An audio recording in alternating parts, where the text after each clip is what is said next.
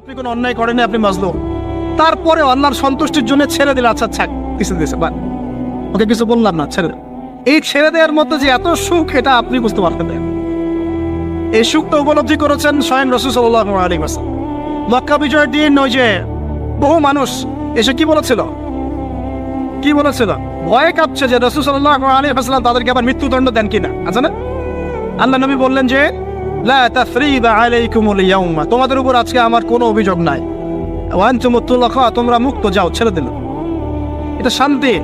ইউসুফ আলাইহিস সালামের ভাইরা কুয়াতে ফেলে দিয়েছিল না, সেখান থেকে মিশরের বাজারে, সেখান থেকে রাজপ্রাসাদে, সেখান থেকে জেলখানায়, জেলখানা থেকে রাষ্ট্র ক্ষমতায়। কি লাইফ ট্র্যাজেডি, লাইফের ট্র্যাজেডি দেখেছেন?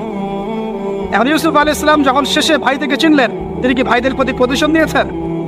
বলেছেন যাও, মাফ করে দিলাম, ছেড়ে। এটাই শান্তি। আল্লাহর জন্য ত্যাগের মহিমার মধ্যে শান্তি আছে। আল্লাহ পাক আমাদেরকে ত্যাগ করার তৌফিক দান।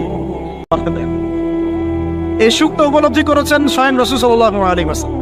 মক্কা বিজয়ের দিন ওই যে বহু মানুষ এসে কি বলেছিল, ভয়ে কাঁপছে যে রাসূল সাল্লাল্লাহু আলাইহি ওয়াসাল্লাম তাদেরকে আবার মৃত্যুদণ্ড দেন কিনা, আছে না?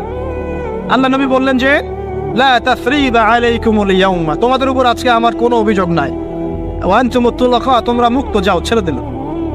এটা শান্তি। ইউসুফ আলাইহিস সালামের ভাইরা কুয়াতে ফেলে দিয়েছিল না, সেখান থেকে মিশরের বাজারে, সেখান থেকে রাজপ্রাসাদে, সেখান থেকে জেলখানায়, জেলখানা থেকে রাষ্ট্র ক্ষমতায়। কি লাইফ ট্র্যাজেডি, লাইফের ট্র্যাজেডি দেখেছেন? এখন ইউসুফ আলাইহিস সালাম যখন শেষে ভাই থেকে চিনলেন, তিনি কি ভাই